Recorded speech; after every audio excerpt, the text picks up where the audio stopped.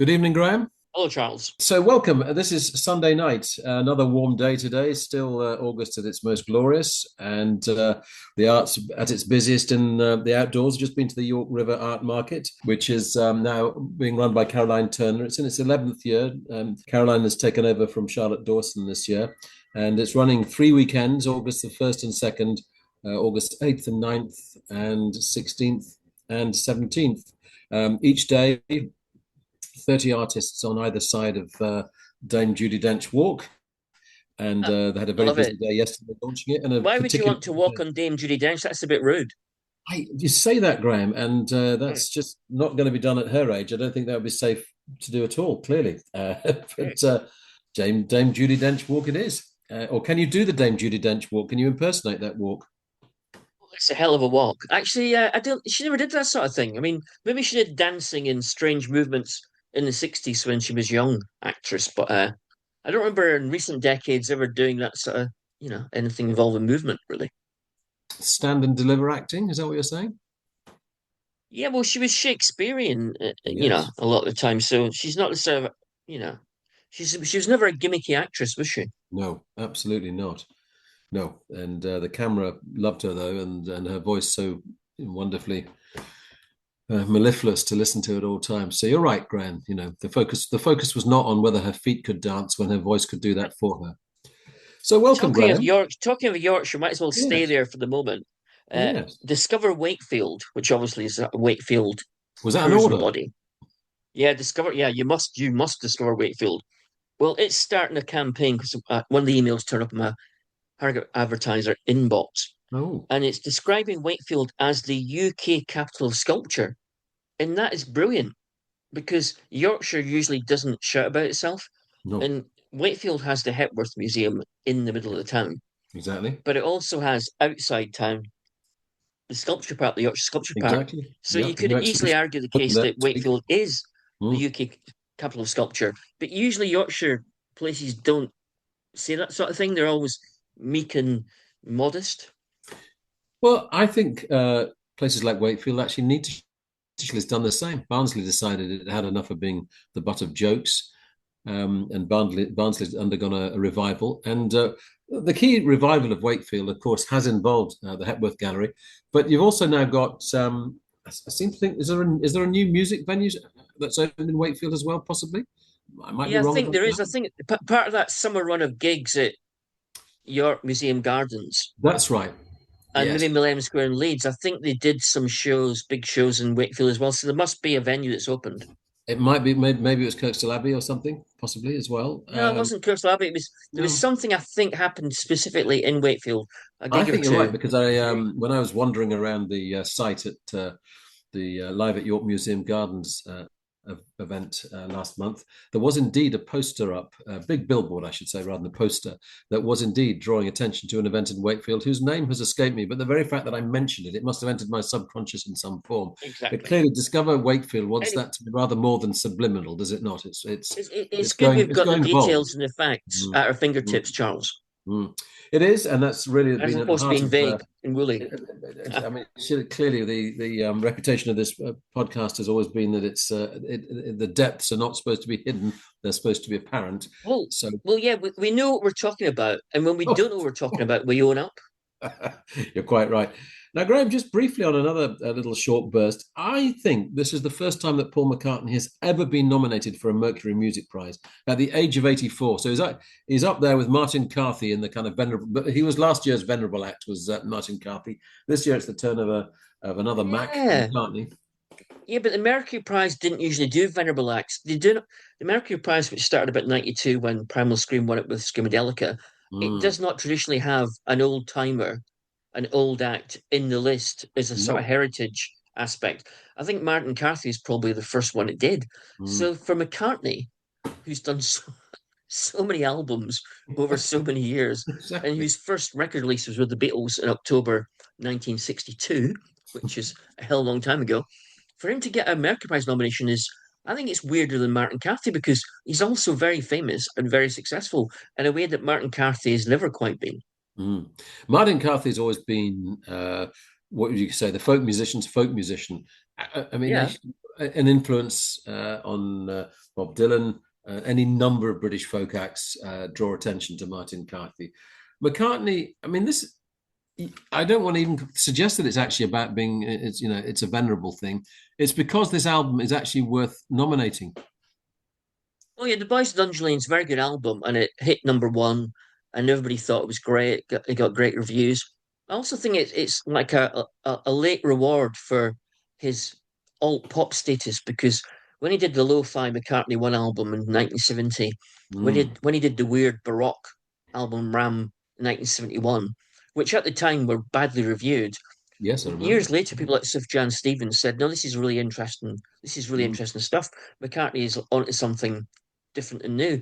And when Mm. he did McCartney 3 during lockdown in 2020, that got well reviewed as well. And he did a McCartney 3 remix album with people like St. Vincent and Beck and more Mm. obscure bands Mm. redoing tracks of McCartney 3. So Mm. you could say this is a long overdue reward for the fact McCartney, although he's a big pop star, was also a lot more interesting and a lot weirder than people thought. And it's finally been recognized by the Mercury. Mm. Because it likes to distinguish itself as a prize from the Brits in being, if you like, more cutting edge, more experimental. And this is a reflection of the fact that sonic experimentation is actually very much part of McCartney's brief. I think you're right, Charles. I doubt Hmm. it'll win though. Every time they've got an obvious act to win, like Radiohead have never won it, even though they've been nominated a lot of times, or like Blur got nominated for a really great album. Whenever it's someone obvious that you think might win, they tend not to give them the prize. Was it Ezra Collective that won it one time? And they would probably be Yeah, that exactly was the year summing that before up. Sam Fender. Sam Fender was last year, and it was Yeah. Ezra Collective the year before. It was Sam Fender won it, we think, because it was in the Northeast last year. But that might be doing him a disservice now that it's had I hope there's no 19 Sam weeks at Fender number fans one. listening. It's Yeah, time yeah, to yeah, rein. It's time to rein me in on this one, I think. So, anyway, Graham, yeah, yeah, our yeah. first topic of this evening, and good evening. You are Graham Chalmers. I'm Charles Hutchinson. The two voices with the two big egos and one small car that will actually be heading up to Edinburgh soon for the Edinburgh International Film Festival. We'll be looking forward to previewing that next week before we head up to the great Scottish capital. So, Graham, our first topic tonight, in depth, is how three cult films of the late 1990s show that times were different before the onset of the new Puritanism, which actually I'm going to ask you to define before we do anything else on the three albums. What are you defining as new Puritanism? Well, old Puritanism was based on the Bible, was based on the impact of the Bible on Western civilization, was based on Victorian morality, where enjoying sex was wrong in itself, Mm. and any other sort of gender differences were wrong Yeah, per se, and having fun in any way that was irresponsible was also wrong. And that all went out in the 60s. They got rid of that yeah. because it was hypocritical and wasn't doing anybody any favors and was also grossly unfair to large sections of the population. But what's happened in recent years through the development of like culture wars and the PC culture Mm. and also an overriding desire not to offend anybody and not to cause offense out of politeness, not out of morality. No. When you offend someone now, it's not like the old days when you were immoral for causing that offense, when you had gone against the rules of Western civilization. It's now more like it's bad manners. Yeah. But the end result is exactly the same thing. Whether you can't say what you think and be slightly irresponsible because of moral reasons or because of reasons of manners, makes no difference because the end result is the same thing. And you only know that right now we're living in a age of Puritanism. Even though individuals now do what they want, the Mm. collective is become puritanical and intolerant. You only know that by looking at three films which I've done Mm. recently. Yeah. Tarantino's Pulp Fiction 1994, Mm-hmm. Danny Boyle's Trainspotting 1996, Mm-hmm. and Gregor Jordan's Buffalo Soldiers 2001. And Yes. all three films involve drug use and irresponsible behavior based on the desire to have fun in a selfish fashion. Mm. All three of them do. But in all three films, when you watch them, like you got the Irving Welsh one, Trainspotting, Ewan McGregor, and Ewan Bremner, you got Pulp Fiction with John Travolta Mm-hmm. and what's his name, Samuel L. Jackson. Samuel L. Jackson. Buffalo Soldiers has got Joaquin Phoenix and Ed Harris and Scott Glenn. And the main characters in all three films take drugs, enjoy themselves, are a bit irresponsible. But in all three films, they not only do that blatantly and brazenly, there is no editorial comment from the script or the director suggesting their behavior is wrong. Mm-hmm. They are allowed to behave like that. And it's quite shocking to see the drug use in Pulp Fiction if you watch it now, or Trainspotting. It's Mm-hmm. quite shocking because if you did that now, the film would be pilloried for being irresponsible. And in those days, the 90s, very late 90s, no one said that because people And, accept the fact that being a bit irresponsible mm. was tolerable. Graham, And now it isn't. Now, what now everybody's responsible for everything. Everything has an impact on someone else, which means no one's allowed to do anything which will cause any offence. Except, ironically, online, where the social media tech giants is full of it. direct the traffic towards offence. Yeah. So basically, we have repression and suppression versus expression. And in an ideal world, expression should always repel suppression and repression. What has brought about the new Puritanism? And I wonder if that's different to what brought about the original Puritanism, which was the need to control in a different way, but it was done through the Bible, it was done through biblical message. Who is driving new Puritanism now? Well, now it's a blame culture. For example, accidents don't happen. Someone's always to blame. Mm, So, in an age of individualism, individuals now also cop it the whole time. mm, You can't have an excuse anymore of saying, well, in general, my behavior was perfectly fine. It was just part of something else. That doesn't stand up as an argument anymore. no. You're individually responsible for your own actions. And if they accidentally have an impact on someone else in a bad way, even if you didn't intend that impact, you're still to blame. You still have to take responsibility. So how can you actually enjoy yourself if enjoying yourself risks irresponsibility? How on earth in public, in private, people do what they want still. But Yeah.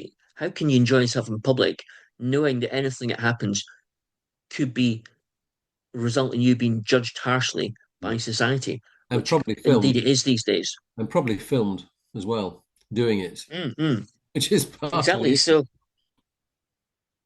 But yes, so things got looser in the 90s. but but And but what's happened since the banking crash mm, and the onset of the dominance of social media and the digital world is intolerance has come back in a yeah, different guise for a different reason, but the end result is fairly similar. is it a form of artistic fascism? Yeah, but it's quite a complicated version of it. It's no longer Mm. black and white. In the Nope. old days, to show you were artistically free, you just be against the church, the dominance of the church. You'd be against, sexual morality being prescribed for only heterosexuals and no Mm. one else. You'd be against, you know, illiberal laws that stopped you expressing yourself. It was all clear cut where the line was between good and bad. But culture wars and the cult of individualism, which is encouraged by tech giants and by American businesses, that leads to complication where everything's allowed, but everything could possibly get you in trouble. So you're technically allowed to do anything you want, but if you do anything you want, you will then possibly get in trouble for it. So that's much more complicated situation than existed in the good old days of the battle for freedom against Victorian morality and hypocrisy. I mean, I would have said the tech giants are driving it towards materialism. That's what they want. They want you to spend your money on Yeah, but products. they need traffic. You Yeah, spend the but money. They it's make you spend money by getting you on to spend your time in the digital world. yes, and so buying by being materialistic and by buying products. Whereas art is, and of course, art is not free. You pay ridiculous amounts of money to go to concerts now. But the idea of artistic expression is that you are free to do that. That is without a cost in being able to, in having the right to do it. Is that right under threat now? It's Is already it that gone. bad? So BBC6 Music, which is the alternative music station, Yeah.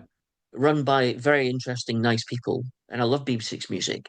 Mm. But whenever they play, especially a rap record, but also rock records, if there's a swear word on the original record, whether it's like Mm, from 40 years ago or 10 yeah. years ago or this year, they either put the sound down or occasionally like uh the pulp song Common People.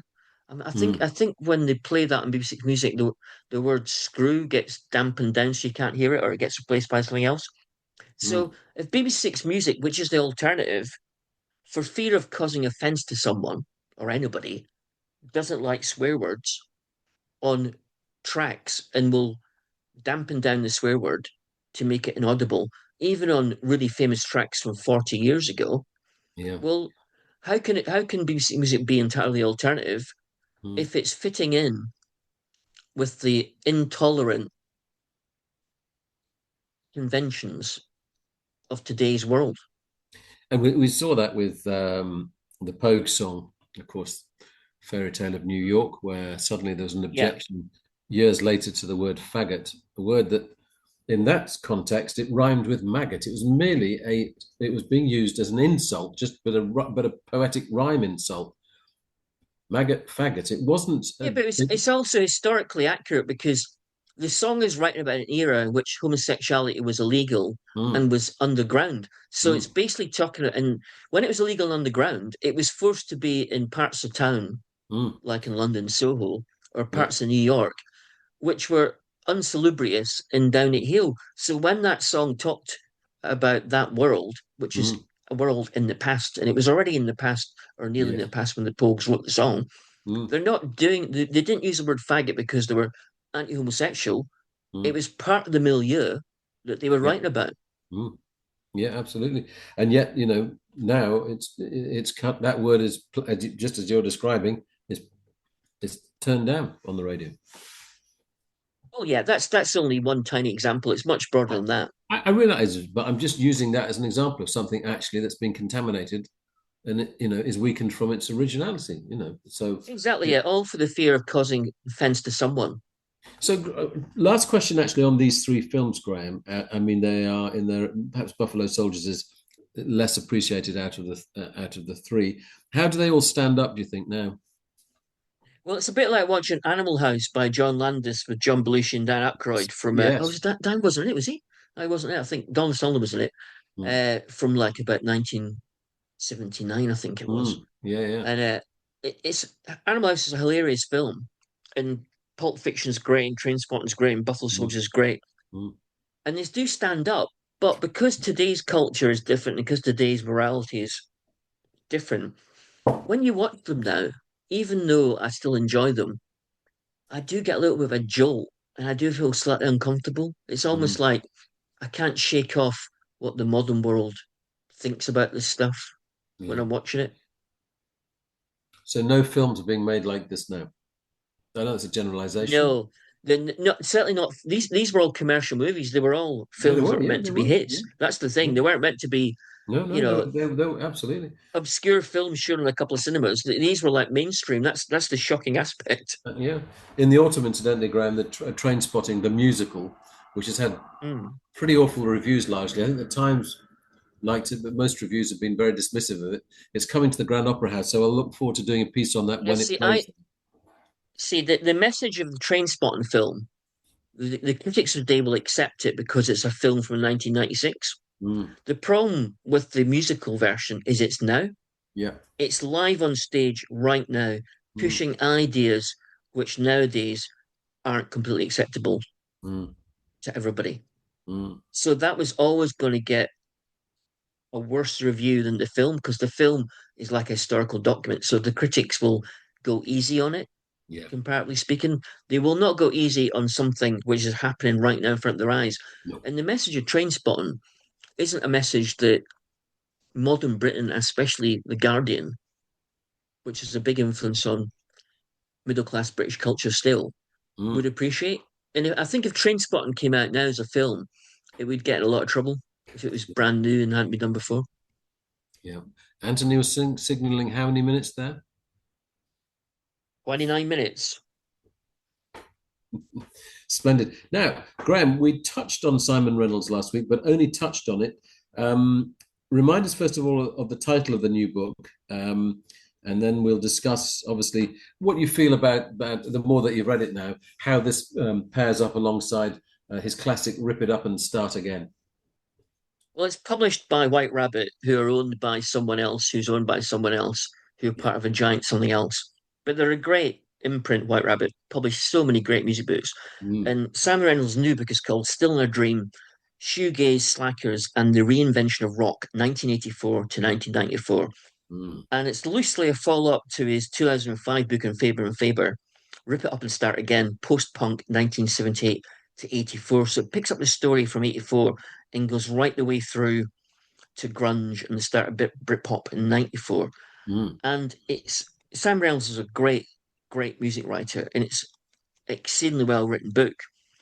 But it's a bit looser in structure than Rip It Up. Rip It Up had a huge impact on how people perceived music. A bit like Alex Ross's The Rest Is Noise book, which had a huge impact on how yes. people saw minimalism and avant-garde classical music. Mm, It mm, sort of coincided and encouraged the sort of bands like Franz Ferdinand, Block Party, and The Rapture, which became big 20 years ago, doing mm, mm, like new version of post-punk. yeah. And it sort of like gave intellectual justification for that movement. And it's a brilliant book, Rip It Up and Start Again. It's really coherent and it's got a straight line and it makes sense and it's well written. This new one, he chooses to focus on not the whole story of 1984 to 94, but on bands that he thinks created new forms of rock music through their sound, through their sonic impact, Mm, not particularly through their vocals, not particularly through the actual songs. Not he's focusing on bands that in general didn't do the old verse, chorus, middle eight structure. He's looking at bands that were a bit ethereal, used a lot of pedals for the guitar effects, created a sort of transcendent sound. And he talks about bands in Britain like Cocktail Twins, My Bloody Valentine, Slow Dive, and American bands like Dinosaur Jr., Husker Du, The Replacements, Nirvana, and grunge. mm. And so you get a history of that era from 84 to 94, but there's no real link apart from that loose thing of them not being bands built on traditional pop songwriting. Yeah. It's a very loose link between these acts. He even shoves in REM at one point in one chapter, and to my mind, REM have virtually nothing in similar to the rest of the bands. No, So it's a absolutely. much more personal book than Rip Up. Mm, It's much more it's much more he's thinking about his own past. There's a lot about him working for the Melody Maker. A lot of the chapters include extracts of reviews he wrote at the time of these bands, either live reviews or mm, interviews or album reviews. And mm, he's assessing not only what he thinks those bands stood for and meant, he's also assessing what he thought at the time and whether what he thought at the time still stands up, whether he still believes in the things he wrote all those years ago. So it's like a personal memoir mm. disguised as a rock history. And Rip Up was not like that. Rip Up was a proper, coherent rock history. Does this somewhat frustrate you then by comparison? It would do if the writing wasn't so good. When it Mm, comes to writing about the sound, the construction, the feeling, and the meaning of rock music, he's really good at writing about that. Really, really good. So every time I was tempted to think, oh, this book, I don't totally agree with it, he mm. writes another great passage of writing about music, and you go, "Well, I Yeah. don't care if it's not strictly speaking as coherent as Rip It Up. The Mm, writing's fantastic." So you forgive him everything because the writing is so good. mm.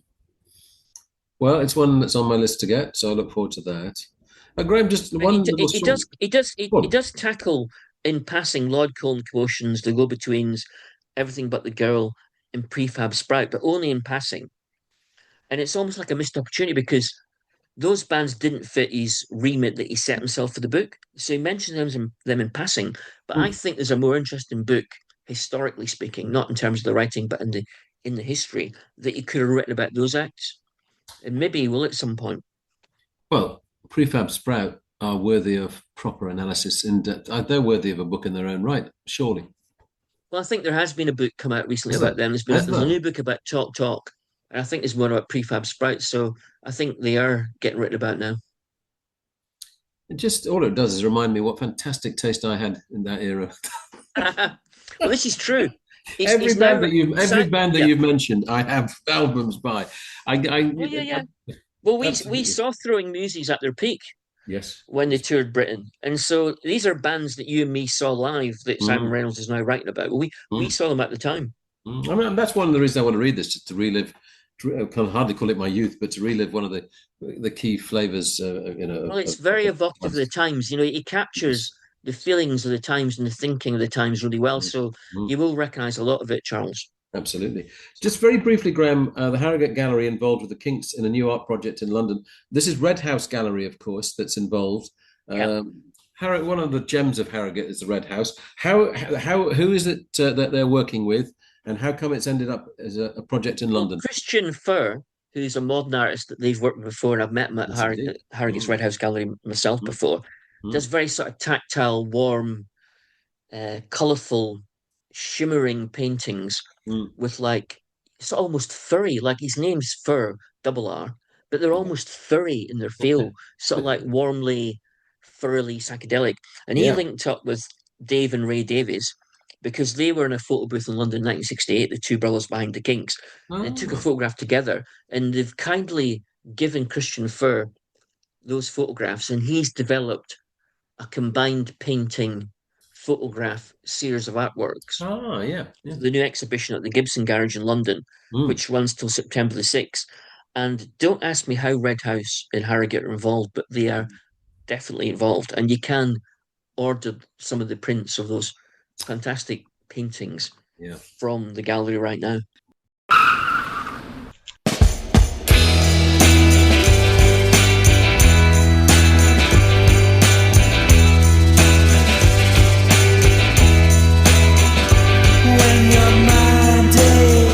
You've been listening to the podcast Two Big Egos in a Small Car.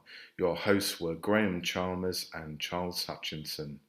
This was a Baltic sub production.